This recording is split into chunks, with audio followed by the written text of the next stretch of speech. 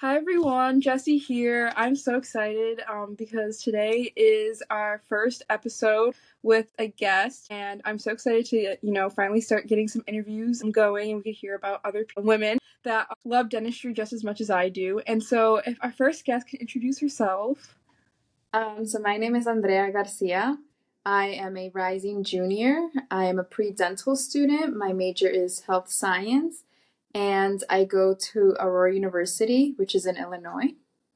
Awesome. Thank you so much for joining us today. So I met I met Andrea because of SHPEP. So this is what your last week in SHPEP, right?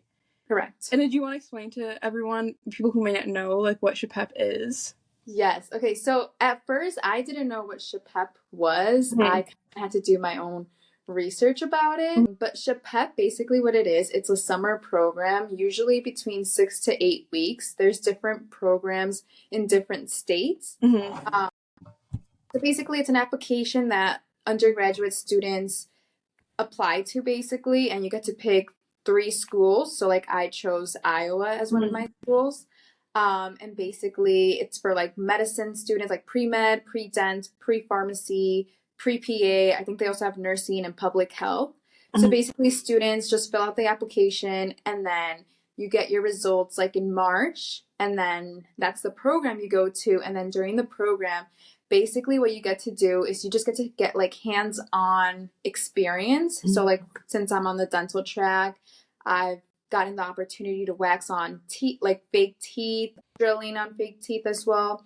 And then also just learning more about different healthcare careers and the process of applying to dental school. Also like a lot of like financial literacy, which I think very helpful. And then just like other careers, like programs that they have like with the military and everything. So it's a really good program, and it's specifically made for underserved community. Thank you. That was a really good explanation. I feel like I always have to explain SHPEP over and over to people, so I was like, you know what, I'll have her take like the reign on that, because I also did SHPEP too. I was alumni in 2020, and so my experience is a little different because it was online.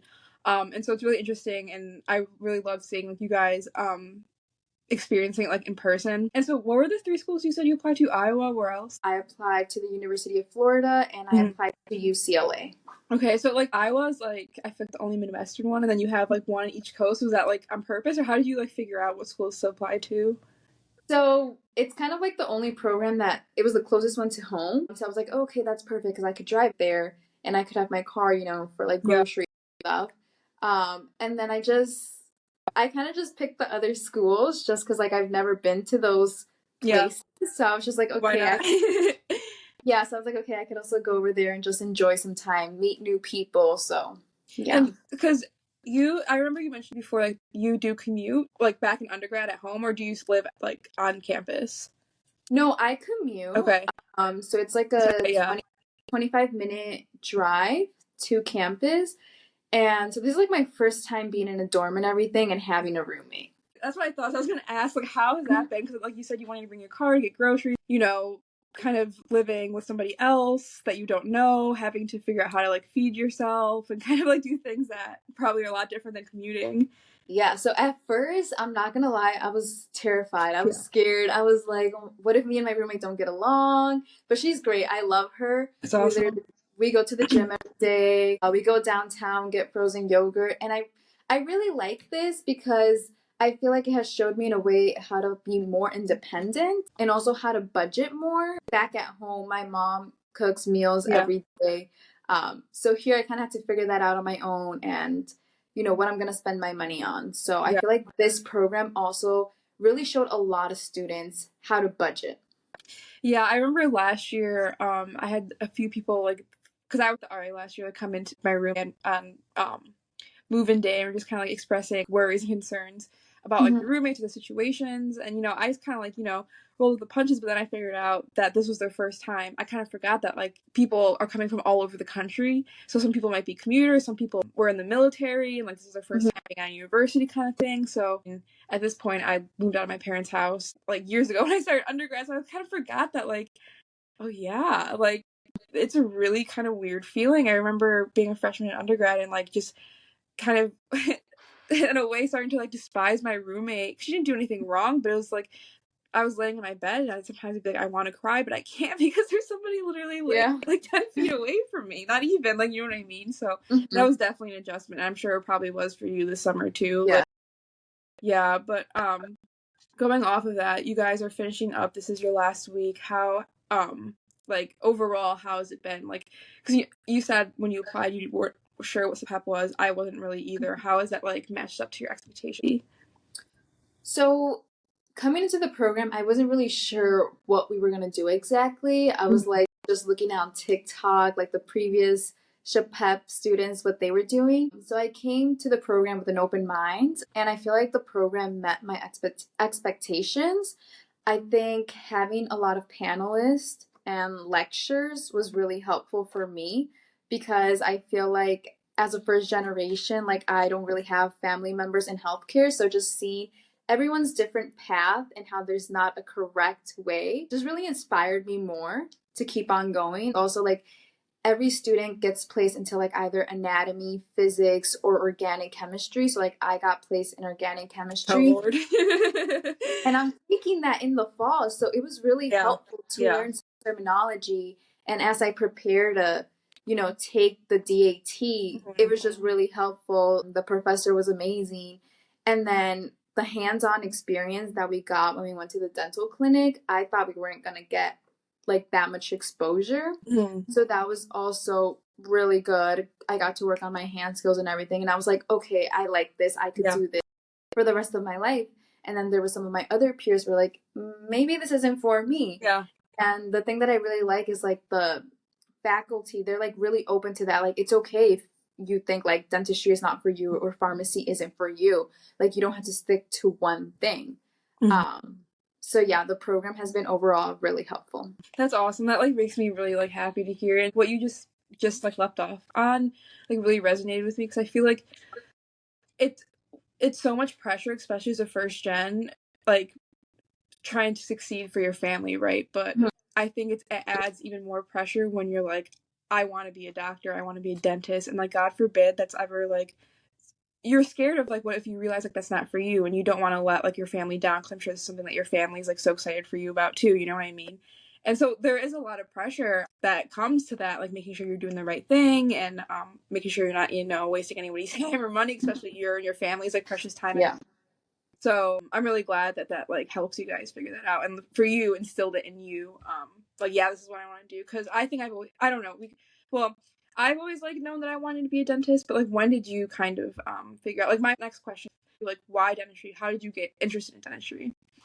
Yeah, so during high school, I didn't really know what I wanted to do. And then I don't have any family like in healthcare, so that was kind of like always in the back of my mind. But I was always like, no, like that's so hard. Like I didn't know where to start. And then I remember like I had mentioned it to like my dad once. I was like, you know what? I think I want to be like a dentist. And at first he was like, no, like you should. He's like, you should be grateful if you get to like even work in a dental office, just because I think he was more like afraid. They don't know. Yeah. And just because like of the cost of dental school and everything. And so yeah, but then the reason why I said like, oh, I think I want to be a dentist was because growing up I relied on Medicaid for dental care, and that was a luxury that my parents didn't have, and my cousins from Mexico didn't have. And I liked going to my dentist because he was someone who looked like me. When I went to my pediatric office, since it was like a state-funded office, every year I would have a different doctor, so I never really got to build a relationship with them. And then just going to the pharmacy office or like the pharmacy at Walgreens, I would have to translate between my mom and the pharmacy. So I did not have a good experience there. I didn't really have a relationship with them, but my dentist was someone who I know I would go every 6 months and I could talk with her, and she could understand me. And I just, when I went to the dental office, all I had to worry about was just like, what sticker am I going to get at the end of treatment? Right. Yeah. Because she was able to communicate with my mom in Spanish. Her. Yeah. You guys trusted her. Yeah. So there was no language barriers. Right. But as I grew older, since it was a state-funded dental office, we would be there all day. Yeah. So my mom hated going to the dental office because she would have to call off work or Yeah. request days off. So yeah, so that kind of just like piqued my interest into dentistry, but I still wasn't sure because I was like, am I able to do that? Like, I don't really have much guidance. Right. And then during my freshman year of college, I volunteered at the Chicago Dental Society, and I constantly volunteer there. And basically, what we do is we give free dental work to homeless people and a lot of low income immigrant families. That's And awesome. I didn't know yeah, that was a thing. That's awesome. I've just been doing like volunteer work here and there related to dentistry, going to homeless shelters, and I'm the current president and founder of my AU Pre Dental Club at my school. Awesome. Oh my God, congrats. Thank you. So we deliver like oral hygiene kits to homeless families. And so then that just kind of inspired me to go into dentistry and just, advocate for underserved communities, children who are on Medicaid, like I was growing up, and also just help break down language barriers in dentistry. That's awesome. I like really like resonate with everything that you said. Like I love it. It makes me so happy. Like seriously, and because it's just so true. And like even the verbiage that you use like shows like how like passionate you are about this. Because I did not grow up on Medicaid, but I know my parents did, and some of my family members did. And so I've kind of seen how you can be there for all day long, and it's just a whole process, and sometimes there's language barriers. But the fact that you said that you had the luxury of doing that, like I think to me, like shows like how much like you really like love dentistry. Like, you know what I mean? And so that's like awesome. And like this is why like I'm so just passionate about like being a mentor in dentistry, is because like you said, like that was the first time that you've had a healthcare practitioner that looked like you. I think a lot of our peers who are overrepresented or like adequately represented enough in medicine like take that for like granted and advantage. Like they don't, because everyone always looks like them, right? Yeah. And just like having like that sigh of relief where you already know off the bat if they look like you and they speak the same language as you, like you don't have to explain yourself. Like you don't have to worry about like what they're thinking about you because you know already, they just get it to some point, right? So I think that's like really, really important, especially in the field of dentistry. And when you said right away that your dad was like discouraging you, like I same thing for my dad. And I just think it's because like he grew up having bad dental care. He's low key afraid of the dentist, and he's a man. He's a Mexican man, so he's not gonna want to admit that he's afraid of something or someone. So it's just like a whole and it's expensive. Obviously, you know, I don't know about you. Do you have any siblings? Yes, I do. Okay, yeah, so do I. So it's like, it's not just one person they gotta pay for. It's a lot of care that they have to pay for. And so I can understand why people sometimes are so afraid and deterred of the dentist. I don't know if it's happened to you yet, but when you tell people that you want like a stranger or something, you want to be a dentist, and they're like, I hate the dentist. Like, Yeah. Has that happened to you yet? I've gotten that so many times. They're like, oh. No, literally, and you're just like, yeah, well, you can come see me. Like, I won't scare you.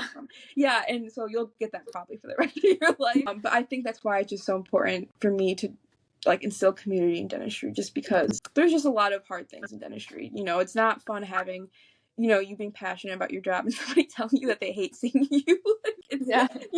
So yeah, that's why I love having you here today. So I'm really excited to learn more about you and why you love dentistry and stuff. And so, like you said, during the dental track, you guys have the opportunity to shadow clinics. So what did you get to see, and what was something that like stuck out to you that like was really cool, or something that you're like, because it's like, I think it was really hard for me at first when I started realizing there was things about dentistry I didn't like. And I kind of wanted to ignore that, but I want to like let you know, like, if there are things that like you don't like, that's okay. Like, it's okay. So we got to shadow 2 days. So like the first day that I shadowed perio, which I kind of knew what perio was, but I shadowed like surgery for perio.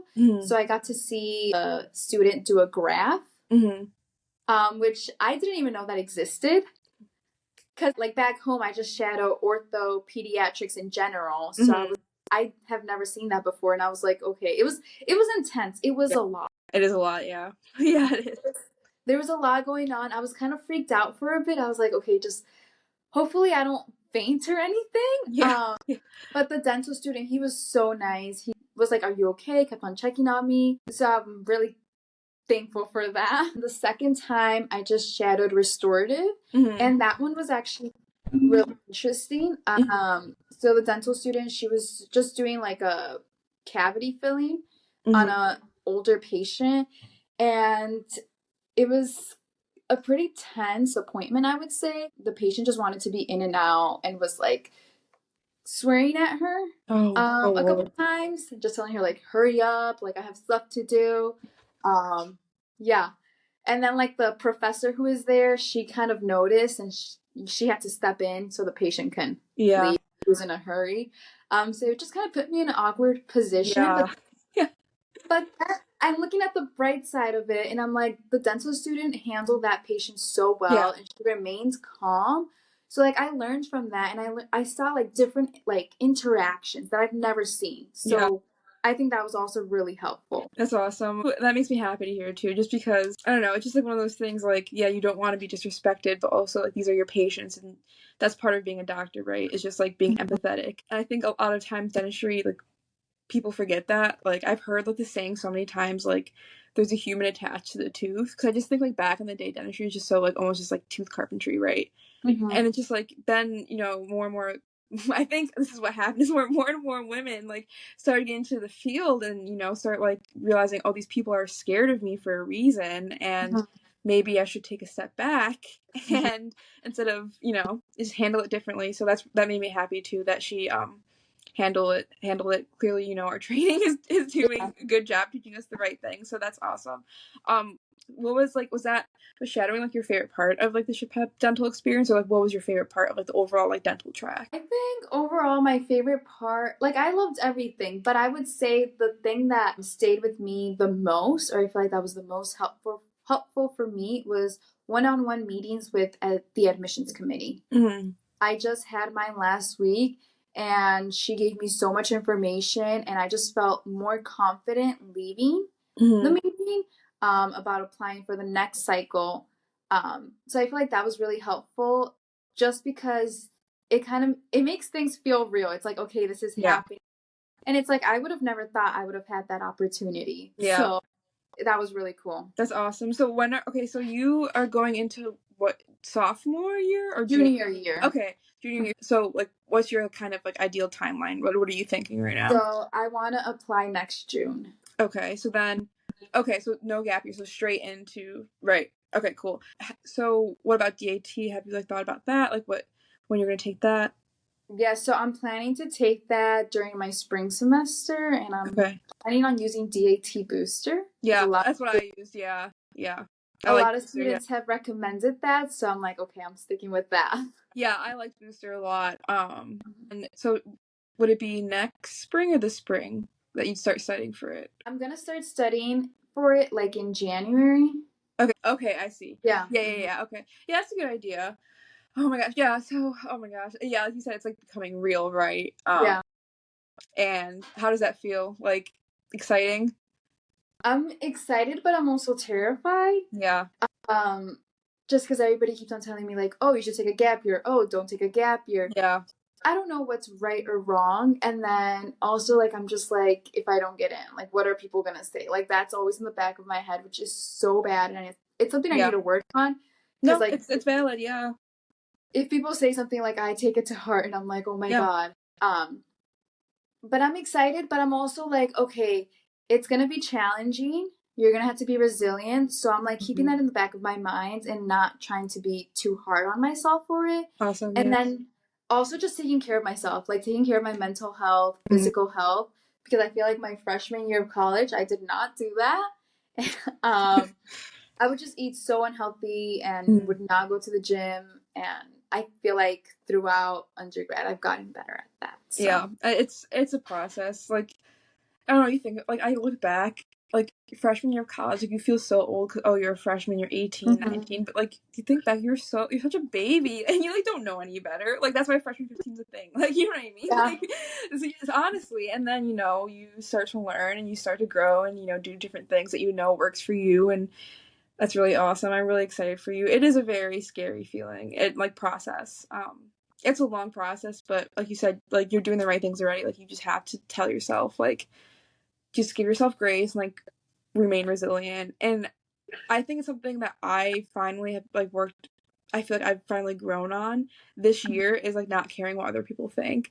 like that's something you mentioned too, because I remember when I applied, or not even, so I was like kind of thinking between a gap year or not, and then when I finally decided, yes, I'm going to take a gap year, then I started worrying, well, what are people going to think because of that? I started worrying, like, what are people going to think when I, like, post my graduation pictures and don't have, like, the dental school, like, people would put on their caps, like, the next school they're going to, or something about, like, dentist or something, like, you know what I mean? Like, what are people going to think when I, like, don't post or whatever that I'm going straight to dental school? And then, you know, because, I mean, it's, you want to do things for yourself, obviously, but it's a big deal, and you don't, obviously you don't want people to think like bad things about you. You don't want to embarrass yourself because it's such a shot in the dark, I feel like sometimes. But also not, because you're already doing the things that you know you're gonna, like, that will get you into dental school. For example, being here today and being SHPEP, and, you know, being open to talk about things, like, you know what I mean? So Yeah. I think my biggest advice too, for when it's a time to apply, I kept telling myself, like, I don't want to put my eggs in, like, one basket, but also at the same time, you can't put your eggs in, like, all baskets or none. Like, you just don't know what's gonna happen. Like, you don't know. But I think that you're doing, like, all the right things that you should be doing, and I have no doubt in my mind that you'll get in. But it's always so hard when people tell you that, because it's just one of those things, like, yeah, you think that, but do I think that yet? I don't know. And that's something that you're honestly gonna think probably until the second you get your acceptance letter. Honestly, like. And that's just part of the process, and it sucks, but I think you're resilient enough to get through it, and I know you will. And once you're in dental school, it's never ending. It doesn't stop once you're in dental school either, so just prepare yourself now, honestly. But I'm really excited for you. Do you have, like, any idea, like, where you'd want to go to dental school? Do you want to stay in Illinois? Would you want to go kind of, like, wherever again? So I'm keeping an open mind. Like, I have a list of schools. So, like, I'm applying to, like, all the schools in Illinois, Iowa, because with the SHPEP program, we get an automatic interview. So I'm taking advantage of that. Yeah, that's awesome. Indiana and Marquette in Wisconsin. But then I also want to apply to a couple of schools in Florida. Yeah, I think that's a good idea. That's what kind of I did too. I applied mostly, like, in the Midwest, and then I applied to a school in Arizona, and it's just kind of like, well, you know, I'm never probably gonna live like a student again, and so I might as well, like, do it somewhere cool. Like, if I had the chance, like, why not? And then I went to go interview there, and my phone, like, when I was waiting for my Uber outside, like, did the thing where it, like, gets too hot and it, like, turned off.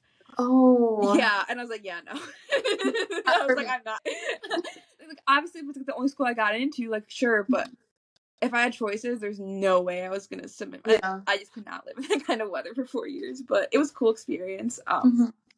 So I'm excited for you to also just start, like, interviewing and all that. But so you said you're going into your junior year, right? Right. Or what is next semester, or what, like, does next year look like for you? Like, what kind of classes are you taking, and what are some, like, goals that you have in terms of, like, dental school stuff? Okay. So I feel like my semesters coming up, I feel like they're a little bit more easier, although I'm taking more challenging courses like organic, but I'm not taking as many credits. Like my freshman year, sophomore year, I was taking like 18 credits. Yeah, that's a lot. This semester I'm taking like 13, and then I think like 2 classes are online. So I have like Tuesdays and Thursdays off too, which is nice because I go like Monday through Friday. Yeah. And then I'm really involved in my school. So I'm really excited about that. Just being involved in school, like, keeps me going. Yeah, it prevents burnout. Yeah, me too. So, like, the treasurer for AUSA, it's like our student government. And I was a senator my freshman and sophomore year. So this year I'm on the e-board, so I had to control all the budgeting for all the organizations on campus. I'm excited for that, and because I get to have my own committee. And then I am also the president of Pinky Swear. I don't know if you've heard of that. Pinky Swear? Like Pinky Swear? Yeah. Oh, yeah, Pinky Swear. What is that? So basically, it's an organization. They have it like at a couple different schools as well. I don't know if they have it here, but basically what we do is we just fundraise and we raise awareness for children with childhood cancer. So we work with like organizations like Cal's Angels. And then also I have like the Aura University Pre-Dental Club, which I'm so excited about. That's awesome. Good for you. And I totally resonate with that. Like, I was so, and I still am, but I just love being involved. And like literally today I was just talking about school stress stuff, and then I was talking about how I like was going to record this with you today, and then I have a an exam tomorrow, and my boyfriend was like, well, is like that what you should be doing when you're supposed to be like studying in your stuff for Friday? And I was like, you have a point, but also like that's like my brain break. And he like Yeah. gave me a look, and I was like, I know it sounds crazy, but like even just talking about dentistry with somebody that I know that I can relate to and can relate to me is like what I love to do. And like, that's like a good enough break for me. Like that's just what keeps me going. It's what prevents, you know what I mean? Like burn. Like that's why during No, the you're summer fine. during the summer when I like don't have classes or organizations, I Mhm. hate being home. Me I too. hate being home. Me too. It makes me so depressed just being home. So like I'll literally pick up like so many shifts at work because I work in a nursing home, Mhm. and like it just makes me happy just talking to the Yeah. residents, just them telling me about anything. So Yeah. Yeah, no, that's how I am too. And it yeah. But that's why I think that's why we picked like the perfect career, because I have like friends or just even people I follow on Instagram that like just started working as like a dentist, or one of my best friends, I guess I could call her that, but like one of my best friends just like started working as an endodontist. So she already went through dental school. She did a GPR in like I think Northwestern Chicago, and then she did her endo residency at Marquette, which is like 2.5 years. So she just started working as an endo this year. And it's just like crazy, like seeing them like literally work like 3.5 days a week. Just like what, and like even though like it's like with the other 4.5 days of that 7 day week, it's not like I'm gonna sit at home all day. It's like that's gonna mhm. be my time to like do everything else that I want to do. Like, you know what Yeah. I mean? Like all my hobbies, all my like extracurriculars, all my like little side gigs. And Mhm. so I'm just really glad that we are lucky enough to find a career that is so flexible, because yeah, I think that's good for both of us. That's like another reason why I chose dentistry over like medicine, because I was Yeah. like, I love being involved. Like, I love being like in my community or Mm-hmm. anything. So I was like, dentistry allows me to do that. Like, for example, how I volunteer at the CDS, the Mm-hmm. dentists there, they have the time to go and volunteer their time. So that's Right. like what I want to do too. So Yeah. it gives me the flexibility. Yeah, and exactly. Shoot, there was something else I was gonna ask you when you were talking, and I was like, oh, that reminded me of something. But I can't. Oh, I don't know. But I was gonna ask you like, the typical question. Have you like thought that if you want to specialize or not? So I was really glad when we got here because we got to like pick specialties that we wanted to shadow. So the reason why I picked perio, so this is actually kind of like a funny story. So like my parents, they don't have insurance, like dental Mhm. insurance. So like sometimes for birthdays, my mom will pay for my dad's like one dental cleaning. I love that. I think it's kind of cute. That is cute. Um, That's so cute. I love that. so both my parents, they grew up in Mexico. They never visited a dentist. Like Hmm. where we're from, there's no dentist. You have to drive Yeah. like an hour to find one. So when they go to the dentist here for like a cleaning, basically they both got diagnosed with perio. Hmm. So they're supposed to go every 3 months, but obviously Yeah. they can't. Yeah. So that kind of like piqued my interest. So I Hmm. kind of want to do perio just because of that. Hmm. But then also I want to work in a Medicaid office back Hmm. at home. So I kind of want to stick to general because I feel like with general I just get to see more patients, like more kids in a way, I Yeah. guess. Yeah. Like for Medicaid offices, basically you just kind of have general. You don't really have like other Yeah. dental Yeah. specialties there. So yeah. They're actually in. Once we get closer to this, I'll send you the information too, because this is something that I wish that I would have known, especially being in Chicago. So we have like the American Student Dental Association, it's ASDA for short, and it's kind of just like basically like a national like student government for dental students. But I didn't know that you can join as a pre-dental student, Mhm. and every year, and so this is like my suggestion to you, take it however you may, but I think it'd just be a cool idea. Every year they have a conference called like the National Leadership Conference, and their headquarters is Chicago, so it's at the McCormick Place. Mhm. And so I went last year, and it was an amazing experience. I'll talk about that in a second, but I'm pretty sure like you can go as a pre-dental student. Okay. And we could talk. I think it's like October, November, and we could talk more when it gets closer. But I think that'd be an awesome experience for you, Mhm.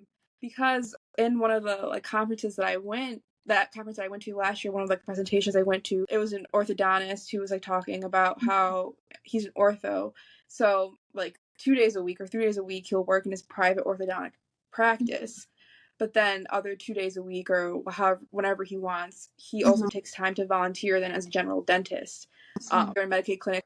That's something I never heard of before. And I was like, that is such a good idea, especially like if you fall in love with like, for me, like I love endo. And it's like I can be an endo 2 days a week in my private practice or whatever I end up doing, but also I could still use my skills as a general dentist and volunteer or work in a Medicaid clinic. And that's something that I heard of, and I was like, that I've never heard of that before. That's actually like a really good idea, especially if you're a specialist. Like you're already gonna make more than enough money, so why are you not volunteering? Like that's money's not a concern. Like you know what I mean? And I think it's pretty cool because I do also want to work in like Medicaid low income clinics. My boyfriend's a forest ranger, so I think after graduation we're probably going to move out west for a little bit, and something I really would love to do is like work on like Native American reservations. You can do that, or I know there's just like a lot of like border towns, just like with a lot of Latinos obviously that need probably most likely a Spanish speaking dentist. So there's just like a lot of really cool opportunities out there that thankfully we can take advantage of. And I know if you haven't been met with this yet, something that I've been met with when I've told people that I want to go into like Medicaid dentistry or like public health dentistry, they'll kind of be like, and I remember, I remember there was one time me and my dad were sitting in T-Mobile. I was getting a new phone or whatever, and we were just waiting, to take forever there. And I'm just talking about dentistry. This is before I got into dental school, and I was just talking about how I wanted to work in like public health dentistry and do that one scholarship I'm sure you heard of, like because one of my best friends had just gotten it at Marquette, and she gets a full ride, blah blah blah. And my dad looked at me, he's like, wait. He's like, you don't want to open your own practice? And I was like, no. And this was very I've always said like absolutely not. Like practice owning is not for me unless I hire someone. But that's just never why I wanted. I've always just been open about like public health dentistry. And he's like, so you don't want to open your own practice? And I was like, no. And he's like, so then what's the point? And I was like, what? And he's like, it's like, then what's the point of being a dentist? He's like, that's where all the money is. And I was just like, well, that's the point. My point has never been about money. Like, you know what I mean? But like, as frustrated as I was, and like as sad as it made me feel at the time, that I felt like my dad didn't care.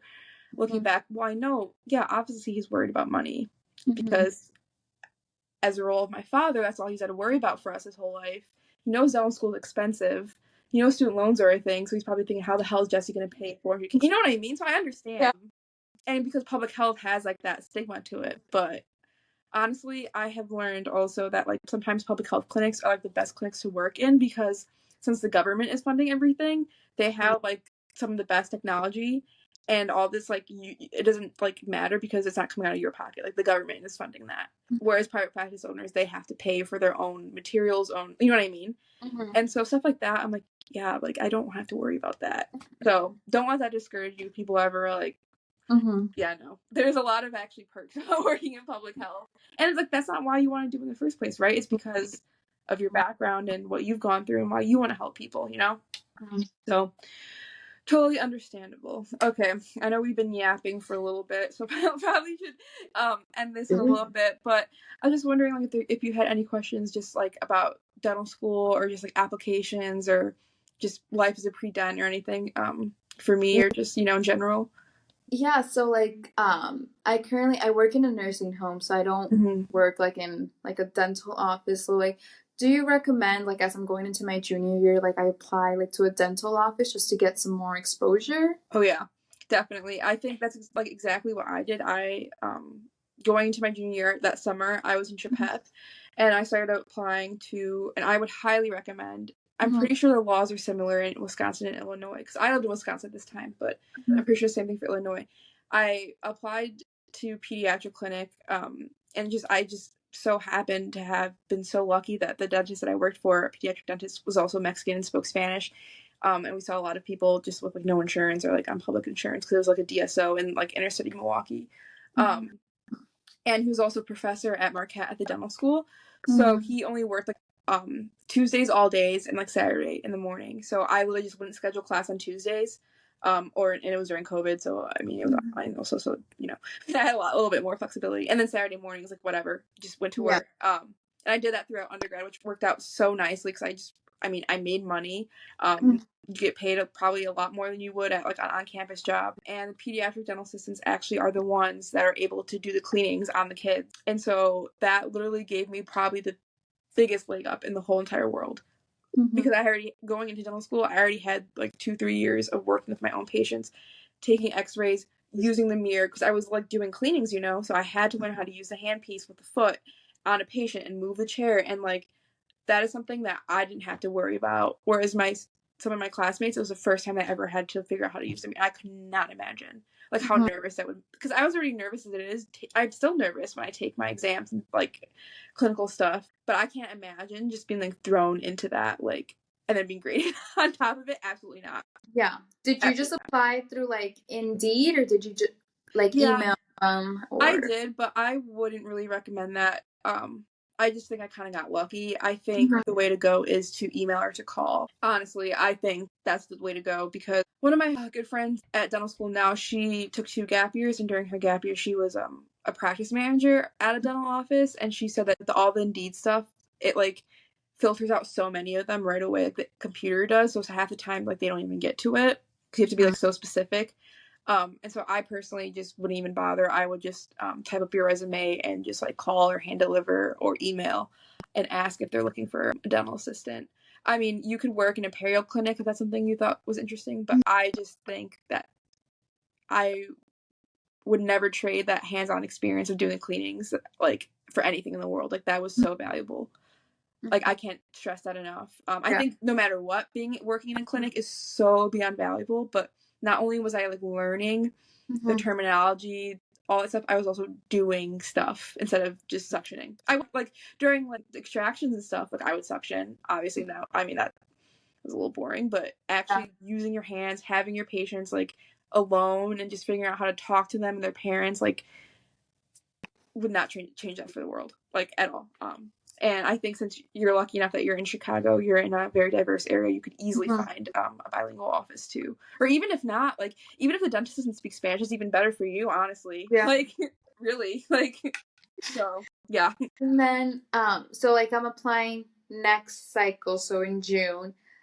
So I kind of like I like to be organized, I like to be prepared. So I kind of have like everything ready, except I just need to take my DAT and like write my personal statement. So like how many drafts would you recommend I have for my personal statement? I would say maybe like if you want to be extra, and this is like probably what I did, I probably had at least like 3 different drafts kind of floating around, and then I kind of used all of those to consolidate. If you think that's too much work, I'd say probably like 2 different versions would probably be good. And then kind of seeing what you can combine from the both of them. Maybe like write one like this summer, and then maybe write another one like a year from now. I would suggest, yeah, because I think it's like one of those things where it's like you can start writing now, because like the example that I showed you guys, and obviously you don't have to like use my format, but I just really like the idea of like splitting it in half. Kind of like the first half is you describe your story, like why dentistry. Your second half, like kind of showing then your experiences, what you're going to prove to the school, kind of all that. So I think even just like starting your first half now, or any time between now and then would be ideal. And then like what's something that you would recommend for me like to build up my application? So okay, because you volunteer a lot, I assume, right? Yeah. So that's not a worry for me. We don't have to talk about your grades we can talk about that privately, so we won't talk about that right now. I would suggest either like dental assisting, or have you done like research or anything? I'm doing research like my senior year. Okay, then that's good. I would suggest doing that. I would say probably your biggest right now would probably be like clinical stuff, hours and stuff, right?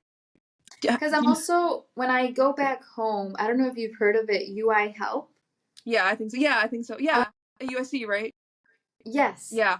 So I'm volunteering at their craniofacial. Oh, clinic, yeah. Yeah, so I'm volunteering there. So I don't know if I could also use that as clinical too. Yeah, you could use that as clinical. You could use that as shadowing or clinical. I think on the application there's like a section for volunteer. Cause I remember like I put like dental volunteer stuff, but then it like kind of all under like they will look at that as like clinical experience, even though it's volunteer. they'll look at that as clinical experience. That's a good idea. Yeah, and like you're so lucky that you have UIC and Midwestern like pretty close. Yeah. So honestly, like I would take like advantage of that. That's another thing I would suggest. Like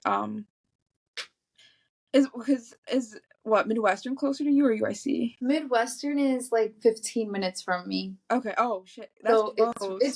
it's like, because my dad, he works at Chili's. So it's like right across from him. Oh my god, yeah, that's close. Did you say you were thinking about applying there or no? I do want to apply there.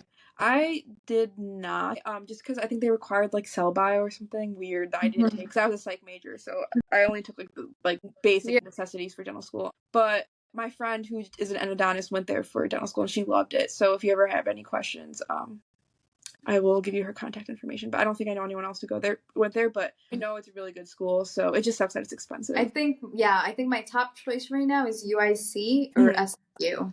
SIU. I'm trying to think if I have a friend that I could connect you with. His dad went to SIU. If you ever have any questions or anything, and then UIC. I'm trying to think if I know any people.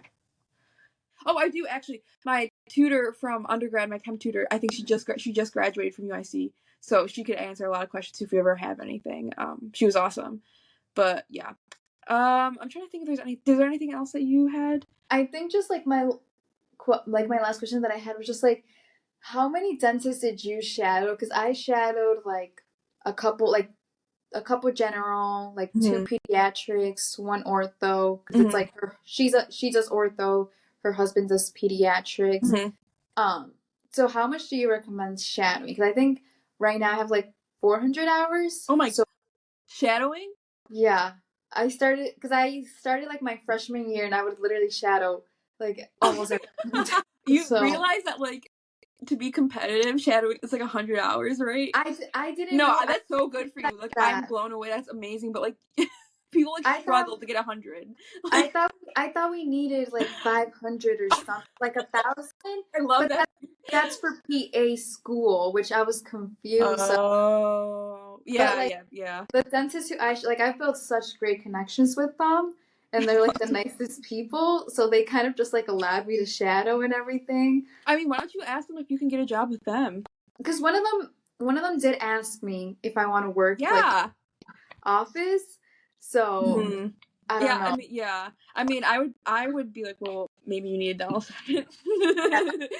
Honestly, I think like even getting your foot in the door like that, maybe now would be good.